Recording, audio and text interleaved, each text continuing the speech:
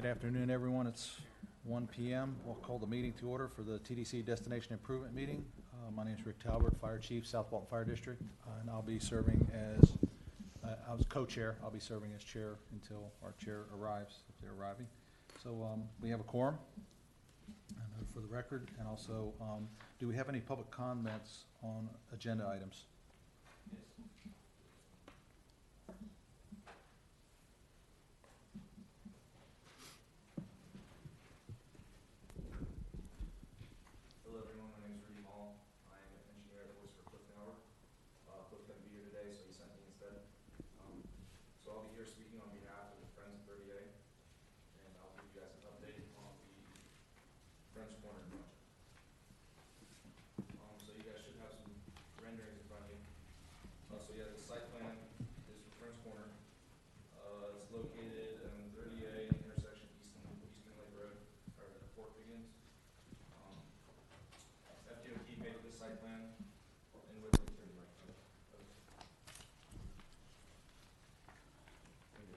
Okay.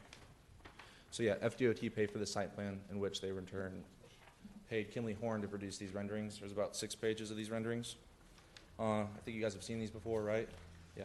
So I won't go into too much detail about it, but it looks awesome, I think. Being born and raised here on 30A, I think it's long overdue for this site to get dressed up, for sure. So yeah, anyways, regarding the update, we are proceeding and finding funds right now. We're looking at the St. Joe Foundation grant for the amount of $150,000, of which we'll start applying in December. And that's about as much as Cliff told me. So if you guys have any questions or anything, I can try to answer them or try to relay them to Cliff. We appreciate the update. Does anybody have any comments or questions? It's very well done, thank you. Yeah. Looks nice. Thank you very much. Looks great. Looks really good. Cool. Thank you. Thank you. Okay, next on the agenda is the approval of minutes from our September 13th meeting. I'll move to approve. We have a motion to approve the minutes. I'll second. And we have a second. Discussion? Any discussion on the minutes? Seeing none, all in favor signify by saying aye. Aye. Nays, like sign. Okay, motion carries. Minutes are approved. And with that, I'll turn it over to our chair for new business. How's that for a segue? So sorry. So did you just do the minutes? Yep, do the minutes, do the presentation there. New business. All New right. business. New business. Looks like the only thing on the agenda is exploration of underground and utilities, which I put on the agenda. So, are we ready to just go into that, Brian? Yes, ma'am, we are. Okay, and I actually don't have a lot of real specifics on this. I just wanted to start a conversation about it, and I thought this committee could be a good place to do that if there's interest among the committee members. If not, that's fine too. But I just wanted to bring it up. So it's something that I've been interested in for a long time, and the Scenic Corridor Foundation that I'm on the board of and the president of it's been a long time goal of that organization as well. And if there is interest on this committee, we might think about bringing that organization to the table to participate in a discussion about it. But I guess the most glaring thing about this topic is that it's very expensive. And every time this comes up, that's the first thing that anybody hears. But I also think that shouldn't necessarily be a conversation stopper, because I think there are some tremendous benefits to be had, both from an aesthetic standpoint, and when we talk about destination improvement, that's always a big aspect of what we look at, and also from a storm resiliency standpoint, and that's becoming more and more of an issue more frequently and closer to home. So, and the resiliency from storms is also definitely a tourism issue, and so we see that as well. So those are the reasons that I felt like it might be a good place to start a conversation about it here with this committee. And,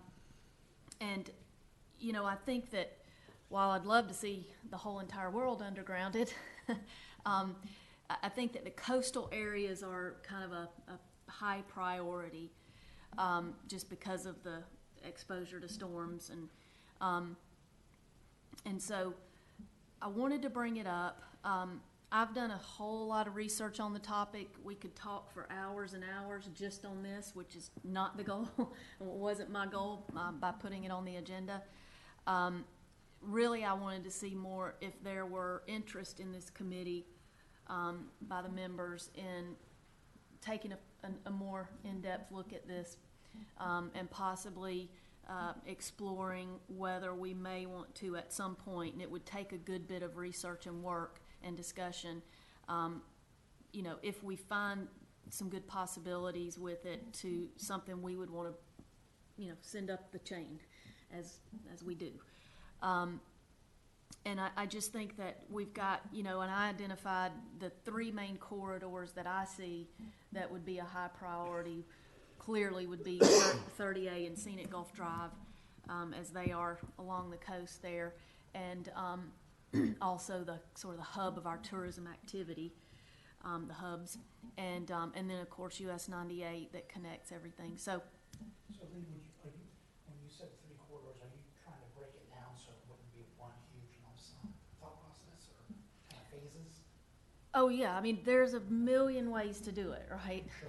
I mean, like California, the entire state decided they wanted to underground, so they're undergrounding 2% of their utilities a year.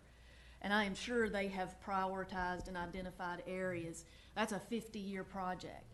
So I'm not sure, what the overall scope of the appetite here might be. These were just the areas that I thought were kind of like, the glaring high priorities.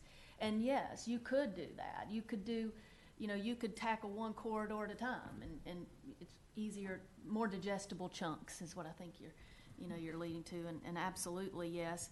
And you could just, break it up in miles. We're going to do this many miles a year, or we're going to do this much money a year, and that's whatever that will cover that year. That's one way that Panama City Beach is attacking it. They raise money. They have certain funding sources identified for it, and when they get to a point where they can finance a mile, they go do it. And that changes because their ability to get the funding changes, as well as the cost to underground changes over time. These are long-term projects most of the time, so you've got a lot of variables that you may not have in some types of infrastructure projects. So it's a destination improvement for multi-reasons. Absolutely. And obviously, if you can take the fundings from multiple areas or various sources, it would be probably more palatable. That's usually what it takes to get a significant undergrounding project done. And, we've got a myriad of different funding options. There's, TDC funds straight up. There's sometimes you can convince, this takes a big effort, but a marketing effort, but you can convince citizens in an area.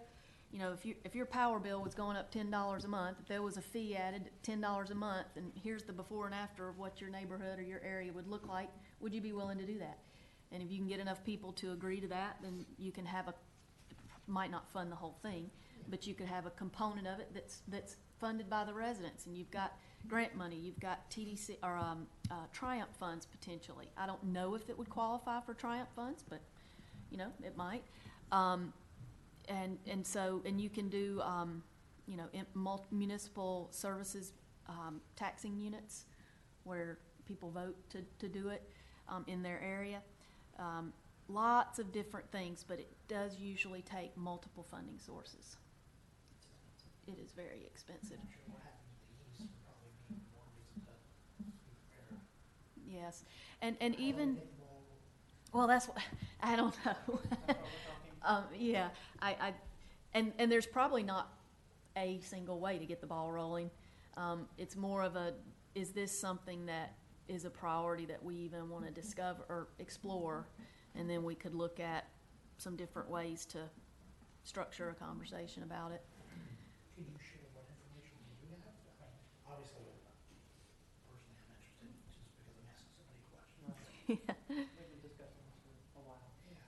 It's not the first time. I don't know that we've discussed it in this committee, but in this area, In this area, a lot. Costa Dune likes to talk What- about it as well. Lee, Yeah. one avenue of approach might be, as they're redoing certain sections of these scenic corridors, is to do it then. Yep. So like, 395, 38 east of there, we'll be getting some new stormwater, features, some new multi-use path, and some new stuff to the road, some new sidewalks on the other side of the road. All that, coming up the next couple of years. And that usually means a relocation of utilities anyway. Yep. Right. So, That's definitely the best time to do it. If you're already Yeah. tearing things up anyway, that's the best Right. time to do it. But even that doesn't always work out. The utility companies have to be a player in that game, and funding Yeah. is an issue. And a lot of times that one of the challenge, I'm not saying no, I'm saying if it's a short term on the horizon project, sometimes that would delay it, and nobody has an appetite for delaying the road project, so they like, nope, But if it's something further out, Yeah, and I see, like yeah. I've been talking about, let's look at what the long-term plan is for, and I'm not leaving out Scenic Gulf Drive, I just don't know of any plans to redo Scenic Gulf Drive, but we know we're looking at path renovation on 30A, and in some cases, like the Seagrove section, making major changes to the roadway itself too, and resurfacing. Those would be great times to do it, absolutely. And those are already broken down into more chunks, smaller chunks as well. So, but it's also, the reason why I say it'd have to go up the chain is it's also political will from the governing bodies that are involved. So they have to be willing to deal with it, one, the logistics of it and the pain in the rear end of it, and the funding of it. So it's another aspect. Would it be appropriate for this body that, based on what you just said there about the political will and that action, for this body to take a position or a recommendation to take to the advisory council? And, Yeah.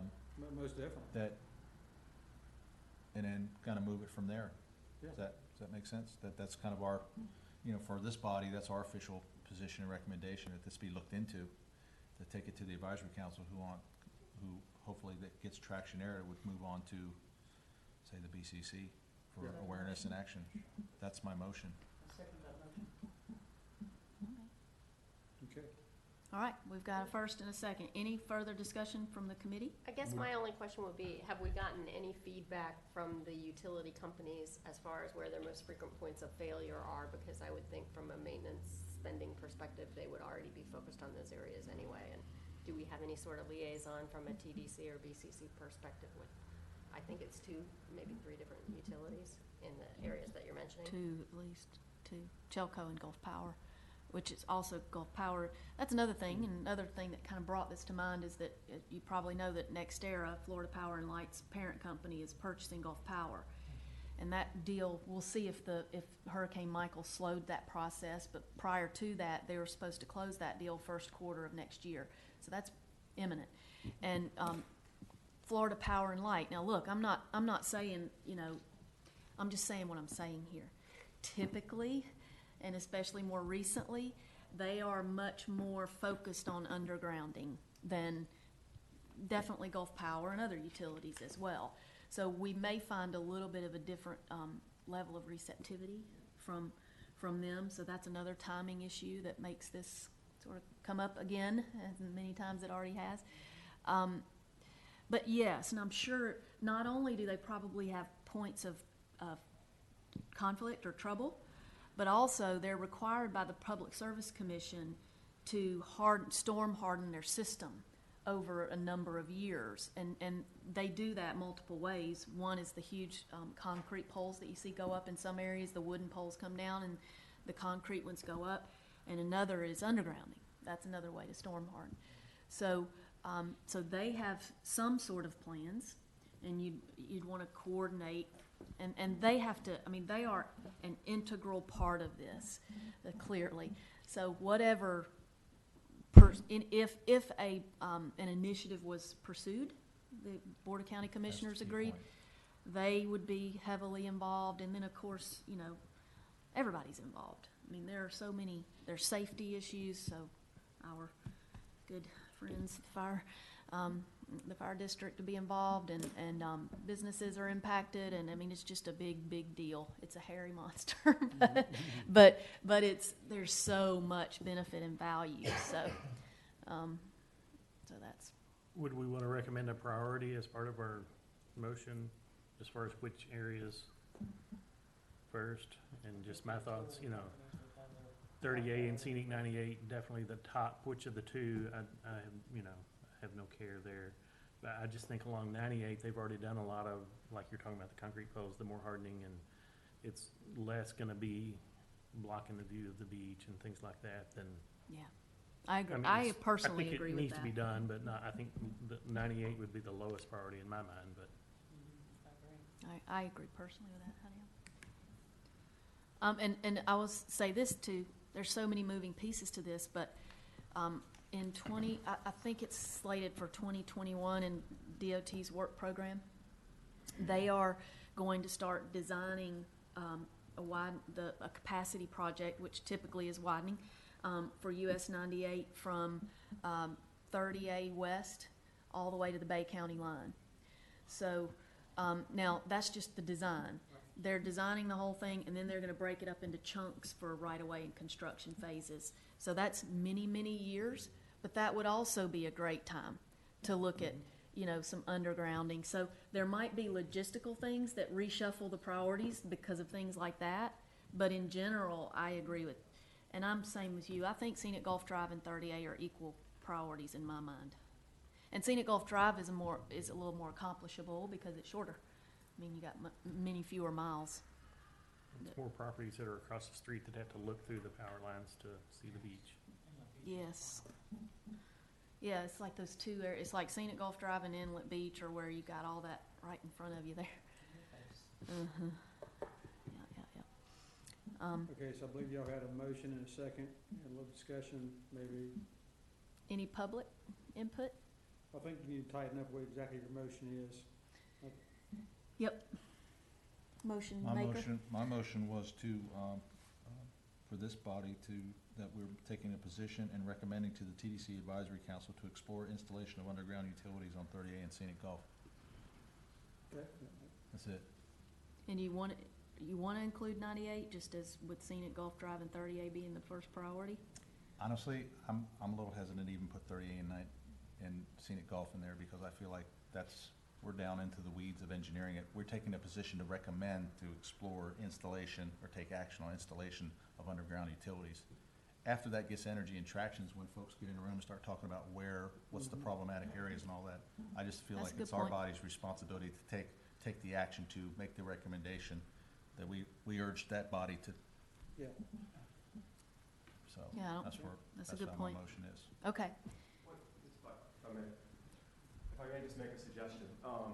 I would say, when you said the TDC, I would maybe just reference support that effort, because the TDC obviously would not lead that. I mean, that would be a county initiative, not a TDC initiative. So that's my one recommendation there, is just to say the TDC supports that.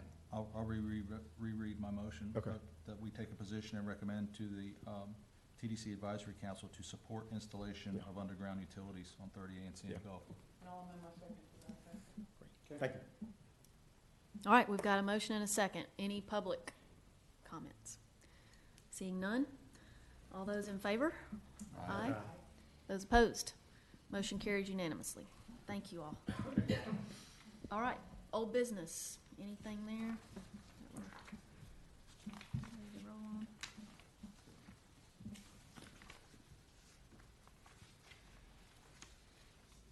Brian, do you want to go through the, Yeah, I have some updates on different things. yeah, So one project of them updates. is code revision process. We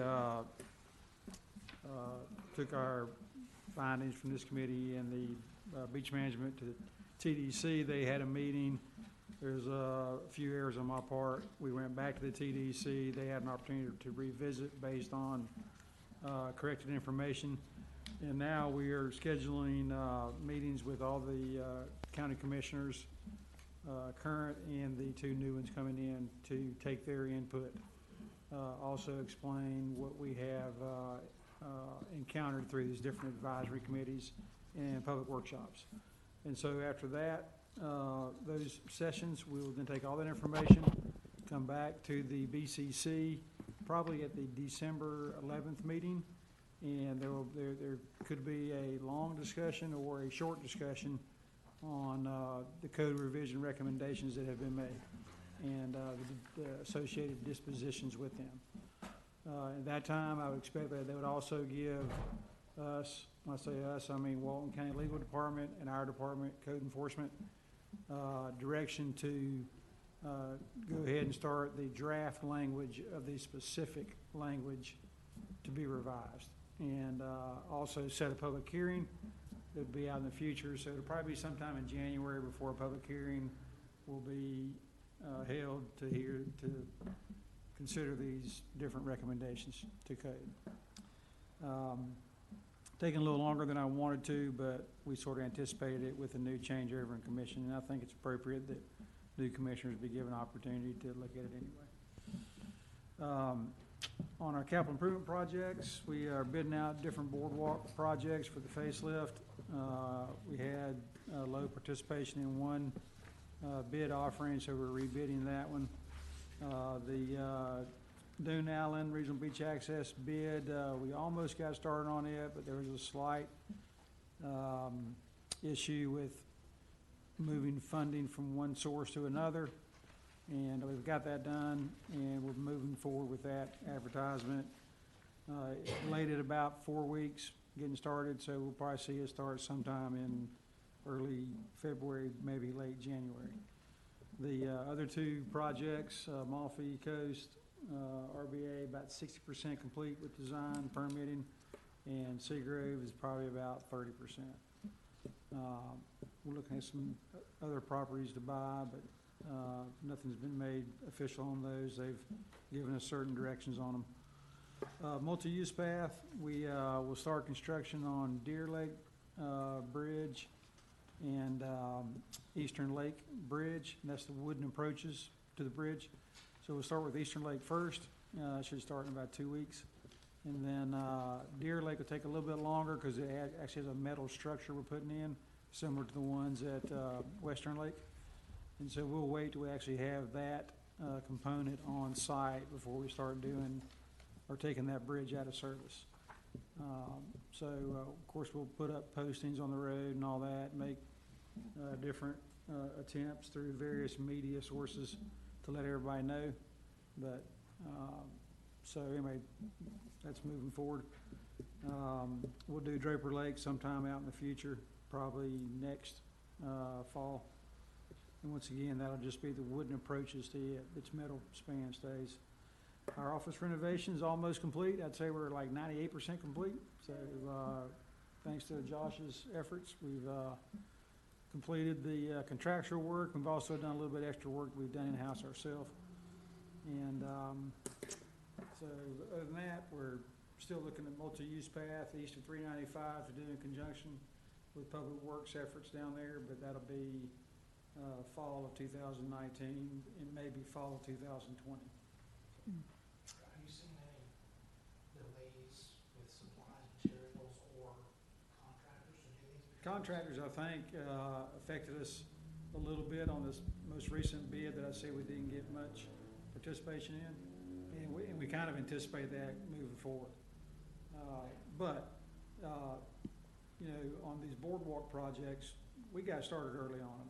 Josh and I did, and so what we're lucky is we're not falling down, and you know, what we're doing to them is truly is just a facelift to them, and it can wait a year if it needs to. So if we continue to bid these out, and because we're bidding them out in lots, usually 6 to a lot, if the next go around we don't get much participation, we'll probably just hold off because we'll be pushing close to the season anyway.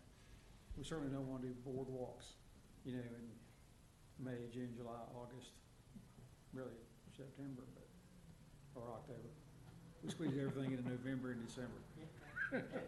Why not? In January. We try to, but you know, some projects we can't. They just take long. So, Okay, Any other that questions it? or comments on that? I had a, if I could, a comment. This probably falls more under beach management, but I happen to have some awareness of that too, because we have a representative. But I would just ask that, I would ask you to, I urge you to please take a look at, when you look at Malfi and your other site, then any place that we're gonna put restrooms, pavilion type thing, that please consider some sort of small, even if it's a golf cart style door opening, something that we can take beach safety equipment and secure it better, to harden it for storms, Gotcha. secure it for safety, and also secure it for the guards that are protecting our beaches' safety, that are driving on multi-use paths and on roads with ATVs across 30A. Yep.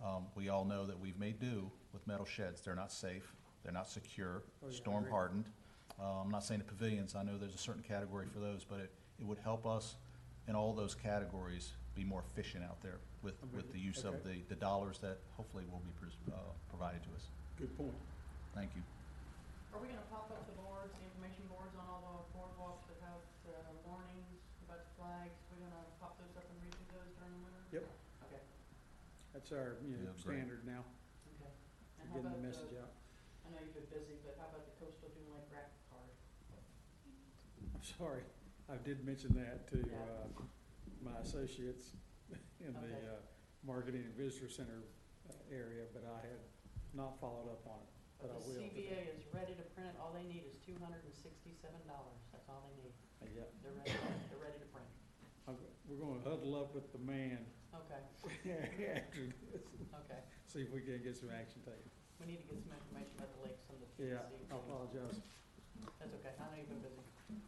A little bit going on. Yeah. All right, anything else for project updates? I have a real quick question, and this is not related to destination improvement at all, but I had a request from the general public to explore TDC's interest in sponsoring flashlights that are red, turtle-friendly flashlights to be used on the beach, and Mhm. they're extremely inexpensive, and when I say inexpensive, I mean less than $2 a piece. So if you could point me in the right direction on that, it would be appreciated. Meet us after the meeting. Okay. Okay. Anything else? All right, next on the agenda is public comments. Do we have anyone in the public that would like to speak? What is this? Is that anything we need to go over? We've already talked about it, from Over Sky. Okay, great. Yeah. All right, You can take that.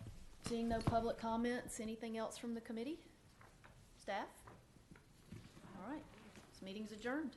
Appreciate y'all's time. Thank you. Fastest ever. That's the way to do it. That is the way to do it. Jay, we've got some fun. Helps when it's hard to be on the agenda.